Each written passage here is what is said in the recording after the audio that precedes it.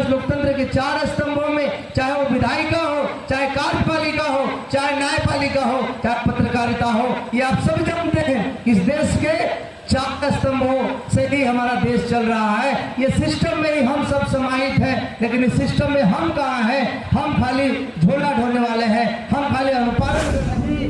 भक्त और श्रद्धालु गुंजनों को इस महानवमी की मैं अपनी ओर से हार्दिक बधाई और शुभकामना देना चाहता हूं, और साथ ही साथ आपके चरण स्पर्श करके मैं अपना प्रणाम और जोहार पेश करता हूं। छोटे हमसे जो उम्र में छोटे हैं उन सभी को मैं आशीर्वाद देना चाहता हूं। साथियों, आज बहुत सौभाग्य की बात है कि आप सभी के बीच में मुझे आने का मौका मिला, माता रानी के दरबार में आके आशीर्वाद लेने का मौका मिला। कि माता रानी का जो परंपरा है आदि कालों से चलती आ रही है, ये जो परंपरा है एक प्रतीक है अधर्म पे धर्म की जीत का, अन्याय पे न्याय की जीत का। और ये सबसे बड़ा चीज आज के आधुनिक युग में हम सभी को एक दूसरे के साथ जोड़ने का काम करती है, समाज में सौहार्द और भाईचारों को बढ़ाने का काम करती है। इसलिए ये माता रानी का आशीर्वाद ही कहिए कि आप सभी से मुझे मिलने का, जुड़ने का सौभाग्य मिला है। और मैं माता रानी से मैं प्रार्थना करता, कामना करता हूँ, हे माता रानी हम सभी के बीच में इसी तरह प्रेम और सौहार्द बना रहे, ऐसी हम सभी का आशीर्वाद रखना। क्षेत्र में अमन चैन और खुशहाली, परिवार में अमन चैन और खुशहाली रहे, ऐसी मेरी प्रार्थना है। क्षेत्र में सभी लोगों के अंदर भक्ति का आज का जो माहौल है उसको देखकर पूरा मन जो है गदगद हो जाता है। आज पूरा क्षेत्र जो है आज माता रानी के जयकारा से गूंज रहा है। पूरा क्षेत्र ही नहीं, ये राज्य के अधिकतम राज्य, इस देश के अधिकतम राज्यों में आज माता रानी का दरबार सजा हुआ है, दरबार लगा हुआ है। मैं कहना चाहता हूँ कि जितना धार्मिक कार्यों में हम लोग अपने आप को झोंकते हैं, एनर्जी लगाते हैं, सामाजिक कार्यों में मैं दावे के साथ कह सकता हूँ कि उतना हम लोग सक्रिय नहीं होते। मैं कहना चाहता हूँ बेटियों की शिक्षा के प्रति, अगर बेटियां आज हमारे घर में पैदा होती है, लक्ष्मी का यहाँ पे जन्म होता है, तो दहेज की वजह से गार्जियन के ऊपर चिंता का लकीर खींच जाता है कि बेटियों के लिए दहेज का व्यवस्था करना है। लेकिन मैं दावे के साथ कह सकता हूँ कि बेटियों को अगर पढ़ने का अगर भरपूर मौका मिले और ये पढ़ लिख कर आज जैसे देश की सर्वोच्च पदों पे, राष्ट्रपति के पदों पे द्रौपदी मुर्मू जैसी महिला बनी हुई है, मैं कह सकता हूँ कि शिक्षा का ही देन है। और शिक्षा ये ऐसे हथियार है कि हर तरह का चाबी खोल सकता है। आज महिलाएं डॉक्टर, इंजीनियर, बड़े बड़े पदों पे IAS और IPS बन रही है। इसलिए हमारे महिलाओं को, हमारे बच्चों को, हमारे बेटियों को भी आगे बढ़ने का मौका मिले, तब जाके माना जाएगा कि हम जो पूजा कर रहे हैं, माता रानी का जो दरबार सजाए हैं, असल में वो सफल हो पा रहा है। ये सोचने का विषय है।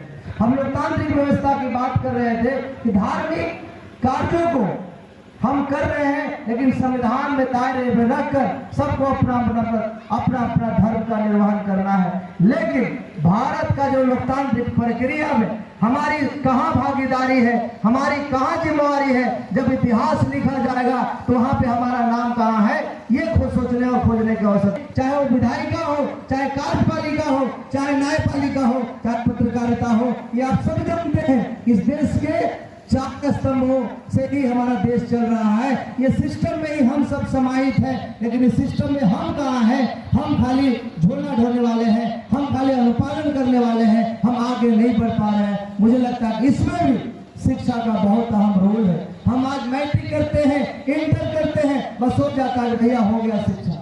मुझे लगता है कि आज कंपटीशन का दौर है और लोकतंत्र के 4 स्तंभों में, चाहे वो विधायिका हो, चाहे कार्यपालिका हो, चाहे न्यायपालिका हो, चाहे पत्रकारिता हो, ये आप सब जानते हैं। इस देश के 4 स्तंभों से ही हमारा देश चल रहा है। ये सिस्टम में ही हम सब समाहित हैं, लेकिन इस सिस्टम में हम कहाँ हैं? हम खाली झोला ढोने वाले हैं, हम खाली अनुपालन करने वाले हैं, हम आगे नहीं बढ़ पा रहे हैं। मुझे लगता है इसमें भी शिक्षा का बहुत अहम रोल है। हम आज मैट्रिक करते हैं, इंटर करते हैं, बस हो जाता है भैया हो गया शिक्षा।